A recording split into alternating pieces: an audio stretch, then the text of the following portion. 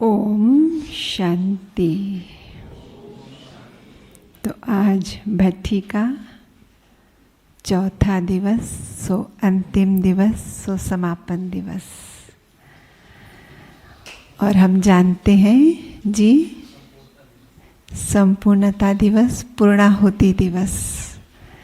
और इस पूर्णाहुति दिवस के प्रातःकालीन सत्र में हमारे बीच में पधारे हैं हमारे आदरणीय राजयोगी महेश भाई जी।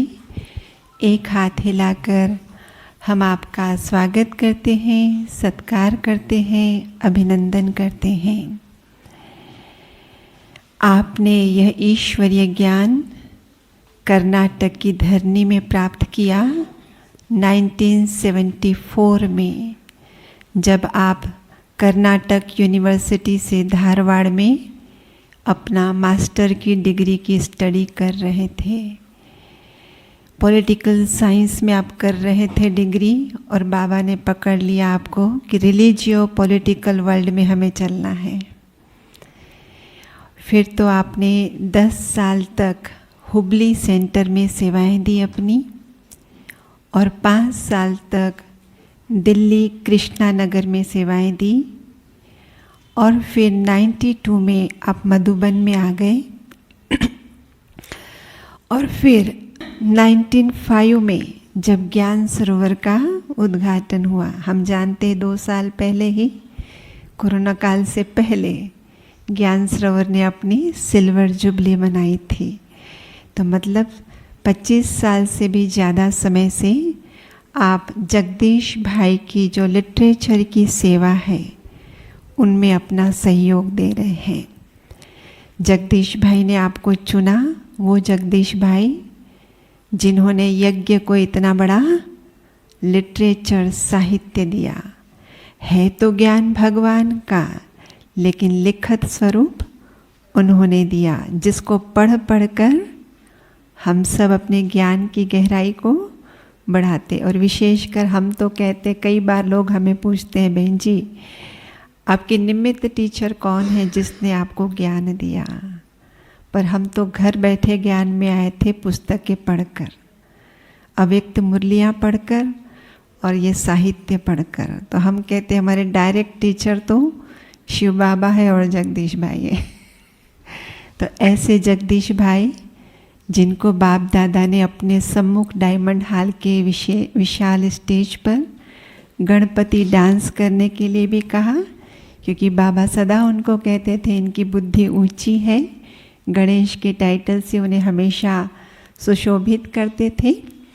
तो ऐसे महान आत्मा के साथ जिनको सेवा करने का भाग्य मिला है, और जो आज दिन तक वो सेवा कार्य उनका चल रहा है, तो आज हम उनसे ही सुनेंगे कि भ्राता जगदीश जी ने कैसे पुरुषार्थ किया जब भगवान के दिल में इतना ऊंचा स्थान प्राप्त किया। तो सुनते हैं महेश भाई से भ्राता जगदीश जी की कहानी, महेश भाई की जुबानी। ओम शांति। जगदीश भाई साहब को साकार में कौन कौन देखा? थोड़ा हाथ उठाए। अच्छा, जो देखे ही नहीं वो हाथ उठाए। ओह, बहुत है। मतलब 2001 के बाद आए। जिन्होंने उनसे मिले हैं, बात किए हैं या दृष्टि लिया है, हाथ उठाए। बहुत कम है। टीचर्स बहने जा। इस बार की गणेश चतुर्थी बहुत विशेष थी। क्यों? किसी को पता? कौन से तारीख थी गणेश चतुर्थी? हाँ, 10 तारीख थी। और जगदीश भाई का लौकिक जन्म भी सितंबर 10 तारीख 1921। तो मुझे उस दिन बहुत आश्चर्य लगा। देखो, ड्रामा अनुसार शायद उस दिन गुरुवार भी था और गणेश चतुर्थी भी और भाई साहब का जन्मदिन भी। भाई साहब को बाप दादा ने 4 टाइटल दिए, 3 साकार बाप दादा और लास्ट में 1 अव्यक्त बाप दादा। वो 3 कौन से साकार बाबा ने दिया जानते हैं? कोई हाथ उठाओ, कौन जानते? 3। और लास्ट वाला 1 अव्यक्त बाप दादा ने दिया, वो कौन सा है?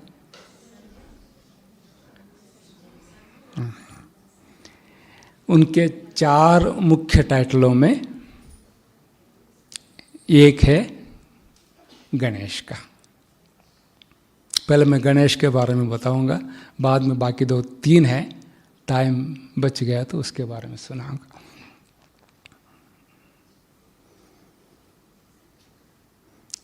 बाबा ने जगदीश भाई को गणेश नाम क्यों दिया? आप लोगों ने सोचा भी होगा और सुना भी होगा, आज जानते भी होंगे। गणेश कौन था? शिव पार्वती के पुत्र थे, ठीक है। फिर भी उसमें खास उसको क्या कहा जाता है? गणपति पूजा से पहले साउथ इंडिया में किसको पूजा जाता है? गौरी पूजा। इसलिए गणेश को गौरी पुत्र कहा जाता था। है वो दोनों के, लेकिन खास गौरी पुत्र कहा जाता था। क्यों? पार्वती के लिए बहुत प्रिय था वो। तो अगर इसको हम देखा जाए तो हम बच्चे किसके संतान हैं? किसके बच्चे हैं? बाप दादा के, शिव बाबा। हाँ, पार्वती परमेश्वर हो जगतो माता पितरो पार्वती परमेश्वरा, ये गायन है ना। तो परमेश्वर कौन है? शिव बाबा। पार्वती कौन है? ब्रह्मा बाबा। इन दोनों के हम बहुत लाडले बच्चे हैं गणेश। और गणेश हम सब हैं, लेकिन सर्वप्रथम गणेश कौन है? प्रप्रथम गणेश कौन है? ब्रह्मा बाबा को कहा जाता है। इस ड्रामा में ब्रह्मा बाबा और शिव बाबा की इतना विचित्र पार्ट है। बड़े महान विद्वान ही बीके में भी बहुत बड़े ज्ञानी ही समझ सकते हैं, क्योंकि शिव बाबा ने अपने सारे टाइटल ब्रह्मा बाबा को दे दिया। कहते हैं ना, नेक्स्ट टू गॉड कौन है? ब्रह्मा। और ब्रह्मा बाबा ने सारे अपने टाइटल्स बच्चों को दे दिया। उसमें सर्वप्रथम कौन थे? जगदीश भाई थे। तो गणेश कैसा था? आप तो जानते हैं गणेश का अर्थ क्या है? गणपति। गण माना जनता, समूह।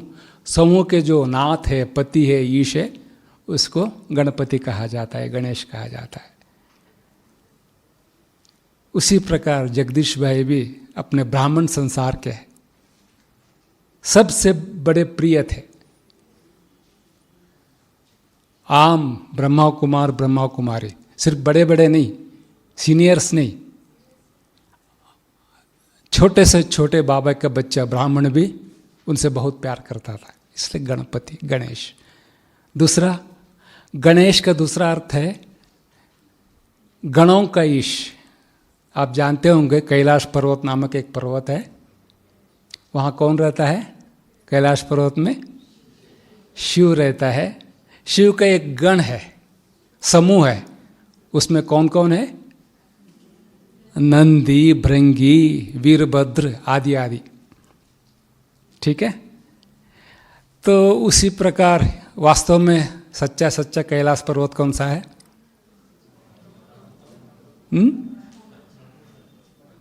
आंध्र प्रदेश में एक श्रीशैलम है, जानते हैं ना? श्रीशैल किसको कहा जाता है? श्रीशैलम शिखरम दृष्टा पुनर्जन्म न विद्यते, एक श्लोक है ना।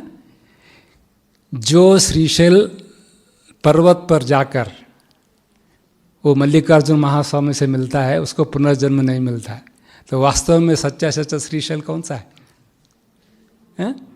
अभी जो आप लोग आए हुए हैं, मधुबन। तो इस मधुबन पे जो आते हैं उनका पुनर्जन्म कहाँ नहीं होता? नरक में नहीं होता। हम कहाँ जाएंगे? स्वर्ग में जाएंगे। तो श्रीशैल का हो, कैलाश पर्वत को इसी को कहा जाता है। और यहाँ का गण कौन? शिवगण, मधुबन निवासी, नंदी, भृंगी, भद्र आदि आदि जो भी कहते हैं यहाँ का। तो इसलिए जगदीश भाई न सिर्फ बाबा के अन्य बच्चों से प्रिय थे और मधुबनियों से भी बहुत प्यार करते थे उनको। तो ये हो गया गणेश का। और आप जानते होंगे गणेश का सिर बहुत बड़ा होता है। इसका अर्थ क्या है? आपने इंग्लिश में एक प्रॉवर्ब सुना होगा, wise as elephant, faithful as elephant. मतलब हाथी जो होता है ना, बहुत बुद्धिमान होता है और बहुत फेथफुल, विश्वास पात्र होता है। वैसे ही जगदीश भाई अपने जीवन पर्यंत अंत तक यज्ञ के लिए, बाबा के लिए बहुत वफादार बन के चले। एक पैसे भी मेरे लिए व्यय न हो, खर्च न हो, ये उन्होंने बहुत ध्यान रखा था। इसके उदाहरण तो बहुत है। जब वो लोग बीमार पड़े थे तब उनके लिए एसी कमरा बनाया गया, एसी कार दिया गया, लेकिन उन्होंने स्वीकार नहीं किया। ये जो जीवन है ये बाबा का है, ये बाबा के सेवा के लिए, ये साधन मेरे लिए नहीं, सेवा के लिए चाहिए। वो अंत तक अपने कमरे में एसी डालने नहीं दिया, हटवा दिया। फिर उनके लिए किसी ने एक कार दिया था लास्ट में, एसी कार। उन्होंने बैठा नहीं, उन्होंने कहा मैं सारे जीवन सादा जीवन जिया है, मेरा अंतिम काल ये सारे साधन मैं यूज़ नहीं करूँगा। तो उन्होंने बैठा नहीं। जब उन्होंने शरीर छोड़ा 2001 में, उसी कार में दिल्ली शक्तिनगर वाले यहाँ तक आए थे, कुछ भाई लोग बहना लोग आके अंतिम संस्कार करके उसी गाड़ी में वापस जा रहे थे। जयपुर के पास वो एक्सीडेंट हो गया। ऐसा ही एक्सीडेंट हो गया, वो दोबारा रिपेयर हो ही नहीं सका, डिस्पोज किया गया। लेकिन बाबा के बच्चों को किसी को कुछ नहीं हो, ये विशेषता। तो इसलिए हमें भक्ति मार्ग की बातें याद आती है। जो व्यक्ति महान, जिसमें कहते हैं ना, जो पवित्रता में बहुत बलशाली होता है, उसकी फिल्में किसी ने भी नहीं बनाया लौकिक में। क्योंकि ब्रह्मा बाबा के बारे में, हमने मम्मा के बारे में बहुत फिल्म बनाने के लिए सोच रहे हैं, कर रहे हैं, बहुत प्रयत्न कर रहे हैं, किसी से भी बनाना नहीं हुआ। क्यों?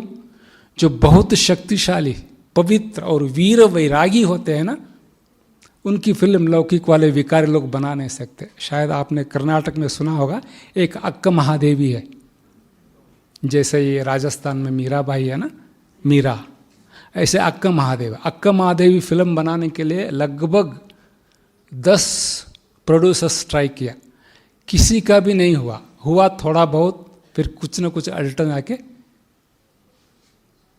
पूरा नहीं कर पाया। लेकिन बाबा के बच्चे भी एक फिल्म बनाए उसी अक्का महादेवी पर, हुबली वाले बसवराज भाई। बहुत मुश्किलें सामना करते करते बनाई, लेकिन वो सफल नहीं हुआ। क्यों? जिस दिन वो रिलीज होने वाला था जिस थिएटर में, उस थिएटर को इनकम टैक्स रेड करके बंद करवा दिया, इसलिए वो फिल्म चली ही नहीं थिएटर में।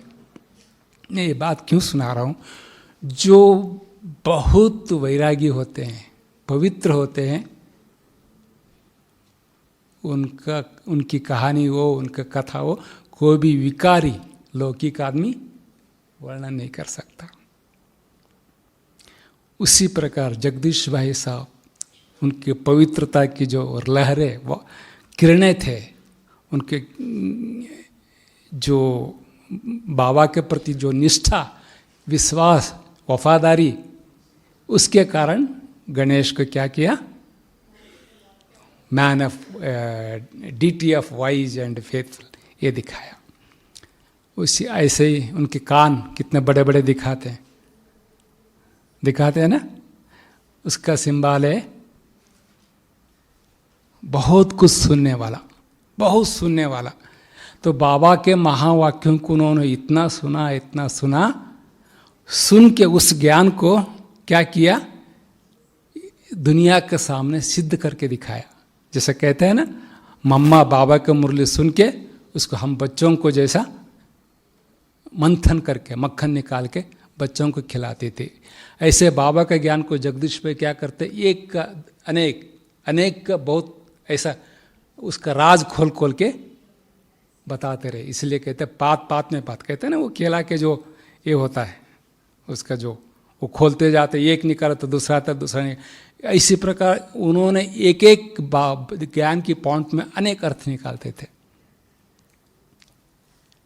तो गणेश को जो सूंड दिखाते हैं, सूंड से वो क्या करता है आप जानते हैं ना, सूंड से संत महात्माओं को नमस्कार भी करता है, बच्चों को उठा के प्यार से झुलाता है, और समय आने पर उसी सूंड से बड़े बड़े पेड़ को भी उखाड़ देता है, हाँ? अपने शत्रुओं को भी मार डालता है।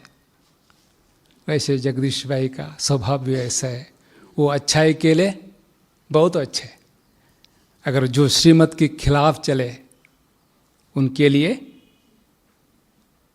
सूंड जैसे संहार करते थे, उनको विरोध करते थे, उनको सही रास्ते पर लाते थे। तो वो जगदीश भाई जितने बड़ों को सम्मान देते थे उतने छोटे छोटे बच्चों को भी सम्मान देते थे। वहाँ के सेंटर वाले सुनाते हैं, जो क्लास में आने वाले जो गृहस्थी होते हैं ना, उनके छोटे छोटे बच्चे होते हैं ना, उन सबको साल में एक बार बुला के उनके साथ ब्रह्मा भोजन खुद बैठ के खिलाते थे, खाते थे, खुद परोसते थे, क्योंकि उनको पता था कि भाई आज के बच्चे कल के बाबा के अति सेवादारी होते हैं। ऐसे गणपति के लिए 32 भंगिया कहते हैं, भंगिमा मुद्रा, उसके 32 रूप है। उसमें ये जो डांस वाला जो पोज है ना, वो वन ऑफ देम। उसमें 15वीं जो भंगी है ये डांस वाला है। आपको तो डांस तो पौराणिक मैथोलॉजी में सुना होगा, 3 लोगों के डांस बहुत मशहूर है ना? कौन कौन है? हाँ, एक नटराज का, दूसरा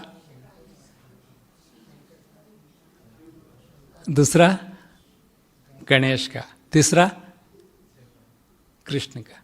कृष्ण का डांस भूल गए? वो तो डांस करने में बहुत मशहूर है ना। वो सर्प के ऊपर भी डांस किया और गोपियों के साथ भी डांस किया। और इन तीनों डांसों में बहुत अंतर है, अर्थ भी है। सर्प पर डांस करना मतलब क्या है? विकार रूपी सर्प को जीत कर उस पर डांस करना, ये कृष्ण का यादगार है। और शंकर या नटराज तांडव नृत्य कहते हैं। वो तांडव नृत्य कब करता है? वो जब दुष्टों का जब संहार विनाश करना होता है ना, तब करता है। जब वो डांस करता है तो सृष्टि का प्रलय होता है, ऐसे। और एक गणेश का जो डांस है ना, ये उन सब से अलग है। ये गणेश जब बहुत खुश हो जाता है, आनंदित हो जाता है और करुणा हृदय हो जाता है, मतलब काइंड हार्टेडनेस, सबके ऊपर जब दया दिखाने वाला करुणामयी हो जाता है, तब डांस करता है, बताते हैं। वो डांस से जो डांस देखने वालों को आनंद मिलता है, उससे बहुत कुछ आशीर्वाद मिलते हैं और सारे विघ्न दूर हो जाते हैं। यह है उसका। तो शायद आप लोगों जिन्होंने भी उनसे मिला है, उन्होंने अनुभव किया होगा, उनके पास जब भी जो भी जाता है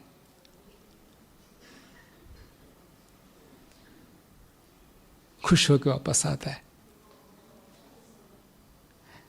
जब उनके पास जाता है तो दिल से कत होके जाता है, कोई समस्या लेके जाता है, जब वापस आता है उसका समाधान पाके खुशी होके आया करता था। तो ये उनकी महिमा है। बाकी उनके बारे में बताना है तो गणपति का महिमा क्या क्या कहते हैं? सबसे पहला महिमा कौन सी है? हाँ, विघ्न विनाशक बोलते हैं ना, सबसे पहले विघ्न विनाशक। विघ्न विनाश के बारे में आप सुना होगा, उसका जो आराधन करते हैं या उसकी पूजा करते हैं, हमें जो विघ्न है वो दूर हो जाते हैं। अब एक की इतिहास देखा जाए, 1950 से जब ये संस्था भारत में आई, सबसे पहले 1952 में जगदीश भाई जब दिल्ली में ज्ञान में आए, शुरुआत में तो आप जानते हैं कितना विरोध करते थे लोग। जहाँ भी सेवा केंद्र होते थे वहाँ बहनों को बहुत तंग करते थे। कोई भी अगर मकान देता था तो उसको छुड़ाते थे, लाइट बंद करवाते थे, पानी बंद करवाते थे। ऐसे समय पर विरोध करते थे, पिकेटिंग करते थे। तब उस समय बहुत गिने चुने लोग होते थे हमारे, तो उसमें जगदीश भाई ये एक ही व्यक्ति था जो उस समय पढ़ा लिखा और निडर।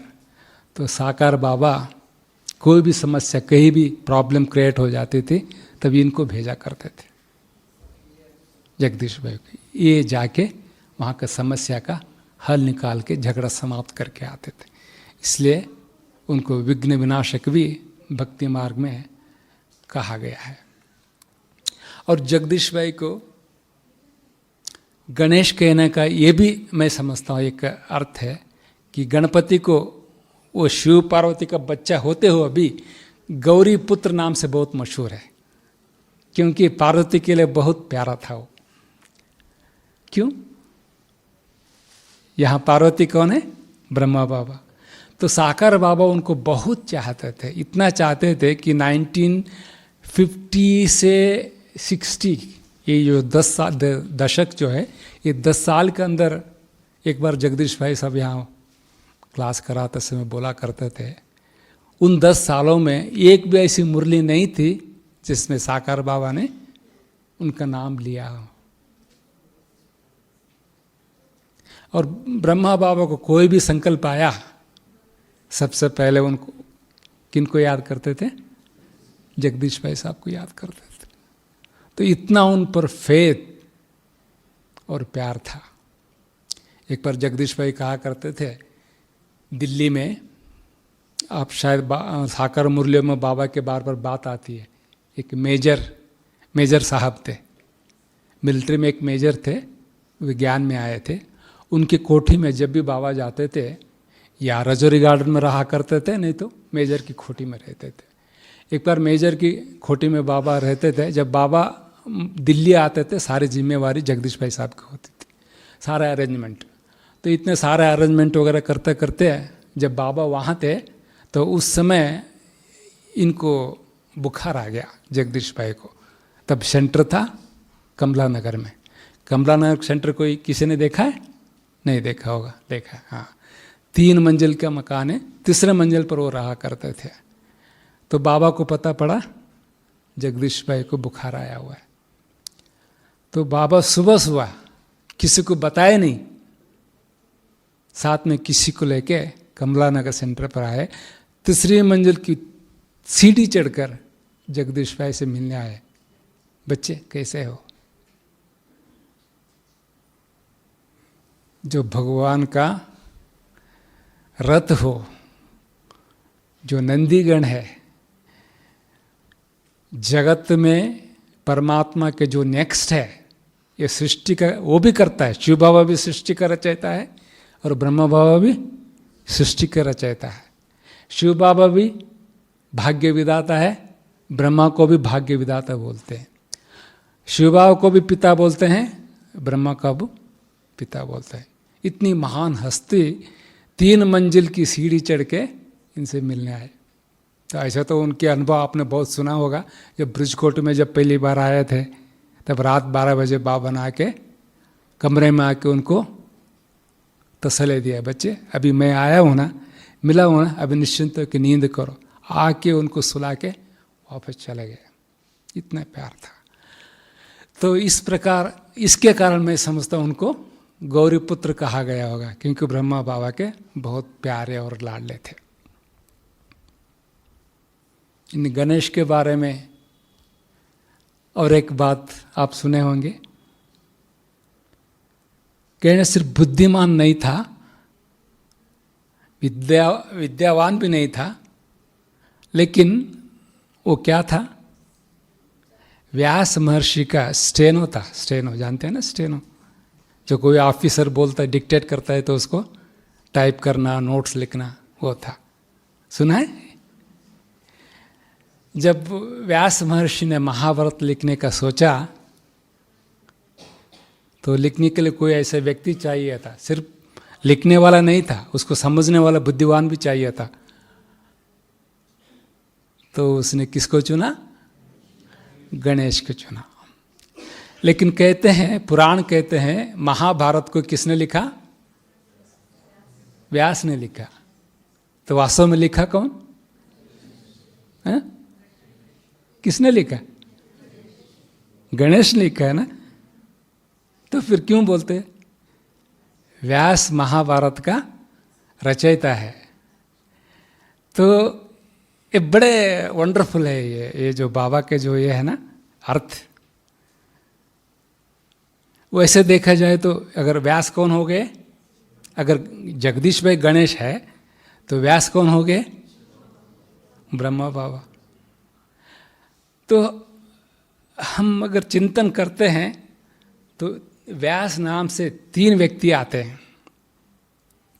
एक है व्यास, दूसरा है वेद व्यास, तीसरा है व्यासेश्वर। ओडिशा में एक मंदिर है व्यासेश्वर नामक। उस मंदिर में शिव बाबा की मूर्ति है। तो व्यासेश्वर कौन हो गया? शिव बाबा। तो वेद व्यास कौन हो गया? वेदों का रचयिता कौन है? ब्रह्मा बाबा। क्योंकि ब्रह्मा बाबा के हाथ में क्या दिखा है? 4 वेद दिखाए, है ना। तो व्यास कौन हो गया? जगदीश भाई और हमारे साथ। व्यास ये संस्कृत शब्द है, इसका अर्थ होता है कथाकार, आचार्य, शिक्षक, प्रवचनकार।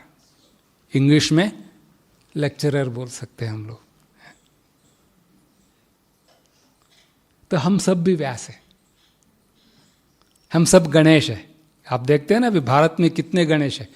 पूरे स्टेट में अगर गिनती है वैरायटी गणपति। तो उस हम भी एक से न मिले दूसरे से, नंबरवार पुरुषार्थ अनुसार हम भी गणेश है। लेकिन नंबर 1 गणेश कौन है? ब्रह्मा बाबा। नंबर 2 जगदीश भाई। नंबर 3 हम सब है। क्योंकि हम सब अपने पुरुषार्थ अनुसार इस ज्ञान को लिपिबद्ध करने में, लिखने में, प्रचार प्रसार करने में यथाशक्ति हम भी सहयोग दिया है।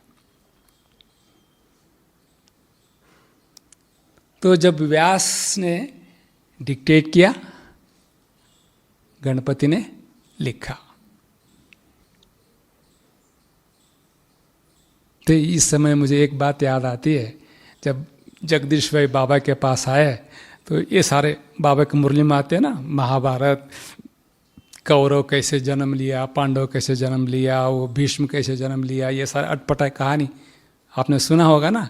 तो बाबा ने एक बार जगदीश भाई से बताया, देखो बच्चा ये क्या है, भक्ति मार्ग में सारा उटपटांग लिख के सारे लोगों को मेरे से बेमुख कर दिया है, इनको कौन ठीक करेगा। तो भाई साहब ने बोला आपको ठीक करना है, मैं क्यों ठीक करूं? ये सारा वेद शास्त्र पुराण किसने लिखा है? व्यास ने लिखा है बाबा। वो व्यास कौन है? वो चुप हो गया, तुम ही हो। इसलिए इन सब को तुमने भक्ति मार्ग में भटकाया है, मेरे से दूर किया है, अभी तुम ही ठीक करो। तब जगदीश भाई ने महाभारत और गीता का सच्चा सार और स्वरूप एक किताब लिखी। देखिए किसी ने, इतनी मोटी किताब है। उन्होंने महीने भर पुणे में कई कई जगहों में रह के, वो पुणे में आप जानते होंगे गीता के बारे में एक बहुत बड़ा रिसर्च सेंटर है, नेर्लेकर नामक उस समय बहुत बड़े विद्वान थे, हुए रिसर्च किया था उन्होंने पुणे में। तो वो सारे उस वहाँ जाके सब रिसर्च सारे बुक्स स्टडी करके मैटर लेके यहाँ के उन्होंने किताब लिखा।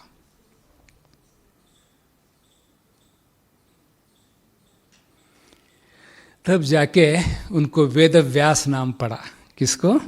जगदीश भाई को। महाभारत आप जानते होंगे, महाभारत और वेद कितने हैं? 4 वेद, महाभारत, गीता, 18 क्या है? हाँ, अध्याय नहीं, 36 उपनिषद, 18 पुराण, 4 वेद। इन सब का रचयिता कौन है? व्यास महर्षि बताते हैं। और जगदीश भाई को जो भी जितने भी बाबा ने टाइटल दिया ना, वो सब ज़्यादातर ऋषि मुनि थे। व्यास भी ऋषि था। और जब उनको दधीची, अवेक बाप दादा दधीची नाम दिया। दधीची एक्चुअली किसका टाइटल है? ये ब्रह्म बाबा का। साकार बाबा ने, शिव बाबा ने ब्रह्म बाबा के टाइटल दधीची। लास्ट में अवेक बाप दादा ने जगदीश भाई से मिलते समय बोला, आप तो दधीची है। दधीची ऋषि अपने हड्डी हड्डी सेवा में लगा दी। जब भाई साहब ने बाबा को बोला, बाबा मैं एक काम नहीं कर पाया, तो कौन सा काम? आपको प्रत्यक्ष करने का, आपने सुना होगा ना। तब बाबा ने बोला, नहीं बच्चे, आपने तो बहुत सेवा किया है, हड्डी हड्डी बाबा के सेवा में दी है, इसलिए तुम दधीची ऋषि हो। और दधीची भी ऋषि था। और गणेश, जिसको गणेश बोलते हैं ना, गणेश को कितने युगल थे? कितने, क्या कहते हैं, वाइफ्स, स्त्रियां कितनी थी? 2। कौन है? रिद्धि सिद्धि। जानते हैं रिद्धि सिद्धि का अर्थ क्या है? रिद्धि किसको बोलते हैं?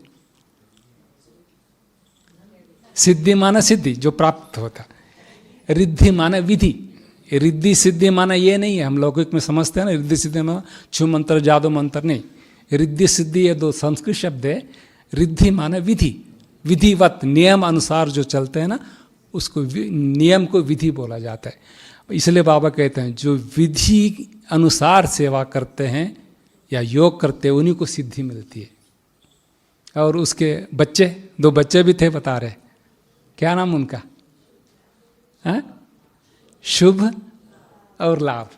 देखो नाम कैसे है, शुभ और लाभ।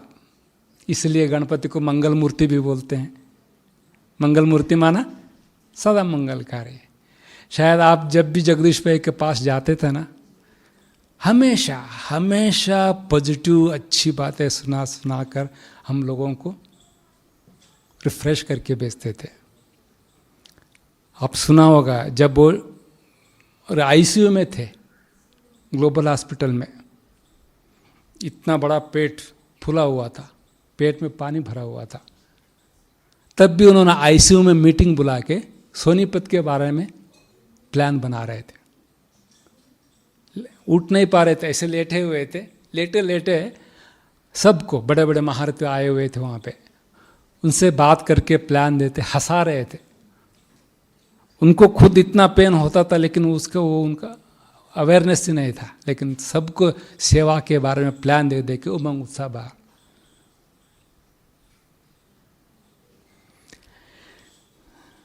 तो ये हो गया गणेश का। और दूसरा, मैं अगर आप कहेंगे तो फिर बाकी 3 है, उनके बारे में थोड़ा बताना चाहूँगा। बताऊं? क्योंकि गणेश के बारे में तो आप सब जानते हैं, और इसके बाद भी इंदिरा बहन का भी क्लास है गणेश के बारे में। तो संजय, बाबा ने उनको संजय नाम दिया। संजय को तो आप जानते हैं, लौकिक संजय कौन था? वो धृतराष्ट्र का सारथी। ठीक है, सारथी भी था और उसका सलाहकार भी था। लेकिन बाबा ने इसको क्यों दिया? वास्तव में ऐसा देखा जाए तो संजय ये संस्कृत शब्द है, इसका अर्थ होता है विजयी। जो सारे जीवन में विजय प्राप्त करता है उसको संजय कहा जाता है। अब जगदीश भाई के जीवन देखे होंगे, इतने बड़े बड़े उन्होंने सेवा किया, किसी भी सेवा में वे फेल नहीं हुए। दिल्ली में 2-3 कॉन्फ्रेंस हुए, आपने तो सुना होगा 1973 प्रोबेबली, लाल किला मैदान में बहुत बड़ा मेला हो रहा था, झांकियाँ वगैरह ऑल ओवर वर्ल्ड आए थे। तो उस समय ये जो इंदिरा गांधी प्राइम मिनिस्टर थी, रशिया का प्रेसिडेंट रूजवेल्ट पता नहीं कोई था एक, वो आने वाला था। तो सारा तैयार हो चुकी है, सब झांकी मंडप वगैरह सब लगे चुके हैं, बस कल परसों उद्घाटन होने वाला है। तब तक इंदिरा गांधी ने बोला आप लोग हटाओ वहाँ से। तब सब घबरा गए, क्या करें, सब कुछ इतना खर्चा करके तैयार किया है। तब जगदीश भाई बोला डरने की कोई बात नहीं, ये सेवा करने के लिए किसने बोला है? शिव बाबा ने। शिव बाबा ने क्या बोला है? बच्चे तुम बच्चे कोई भी नई बात, नया काम कुछ भी नहीं करते हो, ये तो सिर्फ आप रिपीट कर रहे हो। पिछले कल्प में भी आप किए थे, विजयी हुए थे, अभी भी कर रहे हो, अभी भी विजय तुम्हारा जन्म सिद्ध अधिकार है। ये उनका एकदम पक्का ये थी विश्वास, और उसका कहना भी था कोई भी कुछ कि भाई सब क्या करे, डरने की कोई बात नहीं, विजय हमारा जन्म सिद्ध अधिकार है। ये बोला किसने? बाबा ने बोला, माना वो तो हो चुका है, हुआ ही पड़ा है, सिर्फ हम निमित्त बन के करना होता है। तो सबको जो बाकी सेवादार सबको बिठा के भट्टी करवाया, वो लोग जो बड़े करने वाले काम कर लिया, बस अगले दिन कैंसल, जो था वैसा करते रहो। इसी प्रकार 1990 ये जब ये था ना, दिल्ली में ताल कटोरा स्टेडियम में प्रेसिडेंट डॉक्टर दयाल शर्मा आए थे, शंकर दयाल शर्मा। सब फिक्स हो गया, प्राइम मिनिस्टर वगैरह सब बारे में।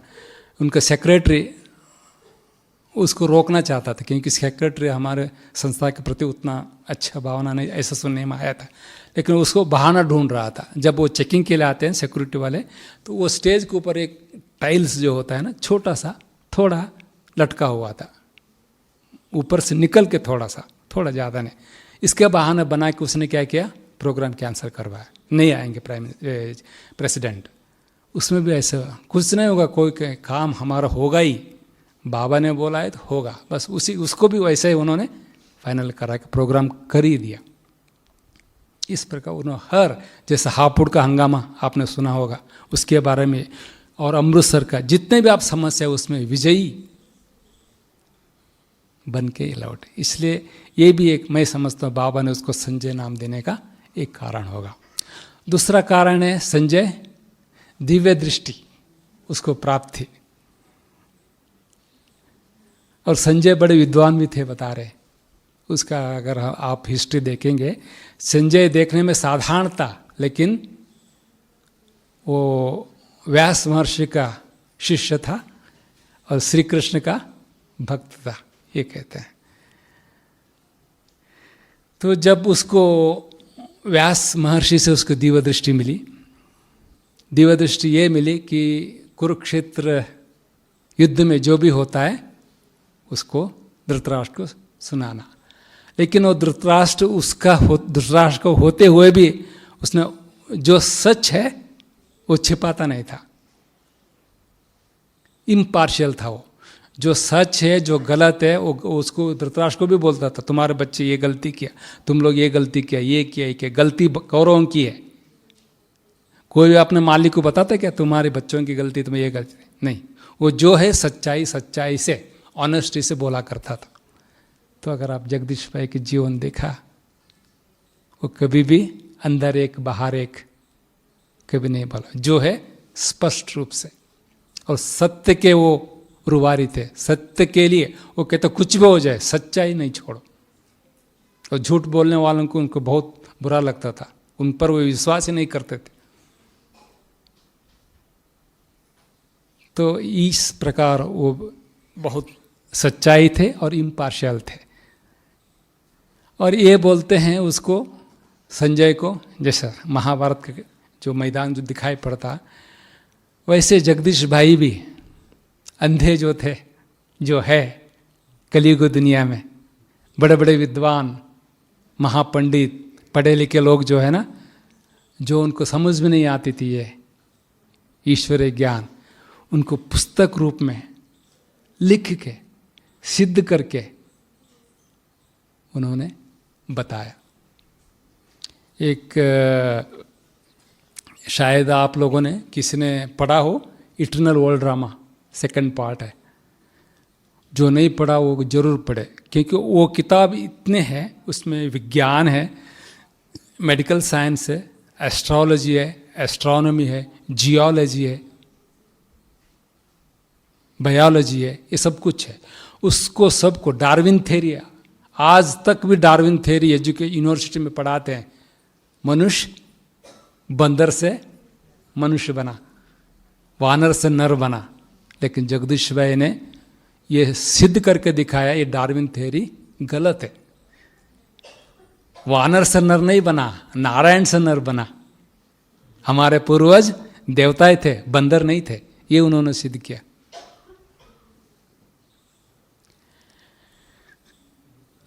और इसके अलावा और एक उनमें एक विशेष शक्ति थी,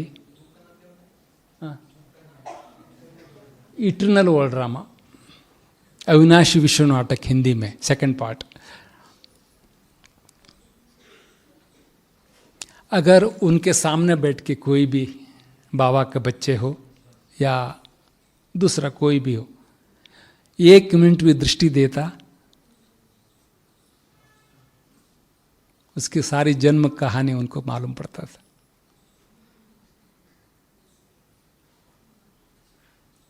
ज़्यादा नहीं, 1 मिनट आप उसको दृष्टि दे देंगे, आपकी सारी बायोडाटा उनके सामने आ जाता था। और यहाँ तक कि यज्ञ में जो कोई भी बाबा के बच्चे, बड़े जो भी है, शरीर छोड़ते तो उनको पहले ही मालूम पड़ता था कौन कैसे शरीर छोड़ता। ये भी एक दिव्य दृष्टि है। ये उनको उदाहरण के तौर पर विश्व किशोर भाव, शायद आपने देखा नहीं होगा, मैंने भी नहीं देखा, फोटो में देखा होगा, ब्रह्मा बाबा के भतीजा, वो जब बॉम्बे गए ऑपरेशन के लिए, तब इनको पता पड़ा। उन्होंने बड़ों को बोला ये वापस नहीं आएंगे। और दूसरा 18 जनवरी जब ब्रह्मा बाबा ने शरीर छोड़ा, व्यक्त हुए, ये भी उनको मालूम था। जनवरी महीने में वे यहीं थे मधुबन में, तो बाबा को पता पड़ गया ये बच्चों को मालूम है, इसलिए उन्होंने पहले उनको भगा दिया, यहाँ से चले जाओ, यहाँ से, यहाँ मत रहो। हाँ, बाबा ने बहुत, जगदीश भाई ने बहुत बोला, बाबा मैं और थोड़ा दिन रहता हूँ। बिल्कुल नहीं, निकल जाओ यहाँ से। जिसको जो रहना चाहता था उनको यहाँ से भगा दिया, भेज दिया। दादी जी जो जाना चाहते थे उनको रुकवा दिया, है ना, बड़ी दादी को। जब 18 जनवरी रात 12 बजे जब कमला नगर में रात को फ़ोन आया, तो कभी भी फ़ोन आते हैं रात में जगदीश भाई उठा करते थे, बोलते हैं कोई भी फ़ोन, क्योंकि 2 ही कमरे थे उस सेंटर में। एक कमरे में बहनें रहती थी, दूसरे कमरे में जगदीश भाई रहता था। तो गुलजार दादी थी उस समय वहाँ पे। जब रिंग बजी तो इन्होंने उठाया नहीं, बहुत समय तक रिंग बजने लगी। फिर गुलजार दादी ने बोला जगदीश भाई फ़ोन उठाओ, तो दादी मैं नहीं उठाऊंगा, आज आपको उठाना पड़ेगा। जब दादी ने फ़ोन उठाया तो बड़ी दादी का फ़ोन था, मैसेज था, ऐसा ऐसा हुआ है।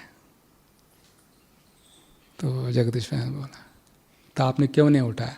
मुझे मालूम था ये समाचार आपको पहले मिले, इसलिए मैंने नहीं।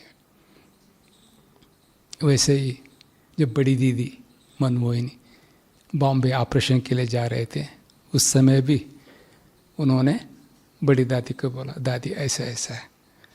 उसके अलावा फिर 2-3 लोगों को उन्होंने बताया दादी ऐसा ऐसा है। फिर दादी ने कहा जगदीश भाई आगे से किसी को ना बोलना है, ये देखना है, बंद करो। बस उस दिन से उन्होंने बोलना और देखना भी बंद कर दिया। फिर उनको अपने बारे में भी पता था, कब शरीर छोड़ूंगा कैसे शरीर छोड़ूंगा? आप जानते हैं कब शरीर छोड़ना है? उन्होंने बोला था एट द एज ऑफ 72, 72 साल की उम्र में मेरी मृत्यु होगी। पहले से पता था उनको, और ये भी पता था कैसे शरीर छोड़ूंगा, जलोदर नामक बीमारी से। जलोदर क्या होता है? पेट में पानी भरना। तो उसी है 71 सितंबर है ना उनका, अक्टूबर, नवंबर, दिसंबर, जनवरी, फरवरी, मार्च, अप्रैल, मई, 7वां महीना। 71 पूरा होके 72 चल रहा था। मई 12 तारीख 2001 में उन्होंने शरीर छोड़ा। तो ये 2001 याद आते हैं मुझे, 2000 के एक घटना याद आते। तो ना आज के क्लास है गणपति डांस, 2000 में बाबा से वो मिले, शायद मैं समझता हूँ उनका लास्ट मिलन होगा अब एक बाप दादा से। तो उस समय बाबा ने स्टेज पर उनको डांस करवाया, फूल माला डाल के। देखो सब बाबा को माला डालते, लेकिन बाबा ने उनको बुला के, नीचे से ऊपर बुला के अपने गले का माला उनके गले में डाल दिया। डाल के तो तब उन्होंने बोला बाबा मेरा काम पूरा नहीं कर पाए। तब वही तब बाबा ने बोला कोई अर्ज नहीं, बहुत सेवा किया, करो अभी गणपति डांस। तो सबके सामने डांस करवाया। आपने किसी ने देखा होगा, वीडियो में भी देखा? हाँ देखा है। हाँ, एक टांग, गणपति का डांस कैसे होता है? लेफ्ट टांग जो होता है ना धरती पर होता है, राइट टांग ऊपर होता है। तो उन्होंने करके दिखाया सबको। तो उसका संकेत क्या है बाबा का? ये इनडायरेक्ट संकेत है, बस अभी तुम खुश रहो, दया हृदयी बनो, सबको बेहद में चले जाओ, जो करना तो सब कुछ कर लिया, समाप्त। उसके बाद 2001 में उन्होंने शरीर छोड़ा। इस प्रकार संजय का नाम भी उनका सार्थक नाम है। तो फिर अभी आता हूँ व्यास के बारे में। वेद व्यास बोलते हैं, ये तो ठीक है, बाबा ने ये गणेश का भी पार्ट है और व्यास का भी उनका पार्ट है। व्यास ने वेद रचा बोलते हैं, सिर्फ वेद नहीं रचा, वेद के साथ साथ पुराण, उपनिषद ये सारा किया है। तो वेद कितने हैं जानते हैं? 4 है। तो ये 4 वेदों को देख के मुझे आज एक याद आया, उन्होंने ब्राह्मणों के लिए मधुबन में जब भी यहाँ आते थे, मधुबन निवासियों के लिए क्लास कराते थे, और बाकी बीके के लिए उन क्लासों का सब अपने ऑडियो डिपार्टमेंट वालों ने MP3 बना के कलेक्शन किया था। तो मैंने उनको बुक बनाने के लिए ट्राई किया। तो शायद आपने किसी ने देखा होगा, ज्ञान सुधा नाम से 4 पार्ट है ना, 4, 1 2 3 4। तो 5वां बनाने के लिए मैंने बहुत कोशिश की, क्लासेस वगैरह वगैरह बहुत लोगों से पूछा, ढूंढा, 1-2 क्लासेस उतना ही मिले। एक किताब होने तक कोई भी मुझे क्लासेस नहीं मिली। तो 4 से ज़्यादा बन ही नहीं पाए। तो मैंने कहा ये क्या है, ये तो नहीं है 4 वेद, क्योंकि बाबा बोलते हैं लौकिक में 4 धाम है। वो 4 धाम कहाँ हैं? मधुबन में दिखा दिया ना बाबा ने 4 धाम। ये 4 धाम आप घूमो तो वो 4 धाम घूमने जैसा हो गया। तो ब्राह्मणों के लोगों ने जो क्लासेस कराई वो 4 किताब बन गए ज्ञान सुधा नाम से। तो मैं समझता वही ये जो अलौकिक ज्ञान मार्ग के 4 वेद समझता। इसलिए अगर जो बीके है अपने पुरुषार्थ के लिए, वो 4 किताब जरूर पढ़ना चाहिए। ज्ञान सुधा 1 2 3 4, उसमें बाबा के प्रति हमारा प्यार कितना होना चाहिए, कैसा होना चाहिए, अपने अनुभव और कई अनुभव उन्होंने सुनाया। तो लास्ट रह गया दधीची। दधीची महर्षि का जो नाम सुना होगा ना, क्या किया उसने? अस्थिया दिया बता रहे। इसके बारे में एक कहानी है। एक बार कोई राक्षस था, वो राक्षस ने देवलोक पर हमला किया। हमला करने के बाद क्या हुआ, वो देवलोक अपना कब्जा किया, इंद्र को बाहर कर दिया। तो उसको कैसे करे, बहुत तंग करने लगा। तब सारे देवता त्रिमूर्ति के पास गए। त्रिमूर्ति ने बोला भाई हमारे से कुछ होता नहीं। फिर ब्रह्मा जी ने बोला भाई आप नीचे भूलोक में जाओ, वहाँ एक ऋषि है दधीचि ऋषि, उसके पास जाके रिक्वेस्ट करो। तो ये जो दधीचि ऋषि था वो महातपस्वी और महान विद्वान, उन जब ब्रह्मज्ञानी कोई इसमें कोई नहीं था बताते। तो फिर उनके पास आया तो उसने कहा बोलो, महापरोपकारी भी थे, दूसरों के लिए कुछ भी करने के लिए तैयार थे। तो उनसे पूछा गया ऐसा ऐसा बात है, बोलो क्या करें। तो आपकी अस्थियाँ चाहिए, तो इससे हम आयुध बना के वो राक्षस को हरा सकते हैं।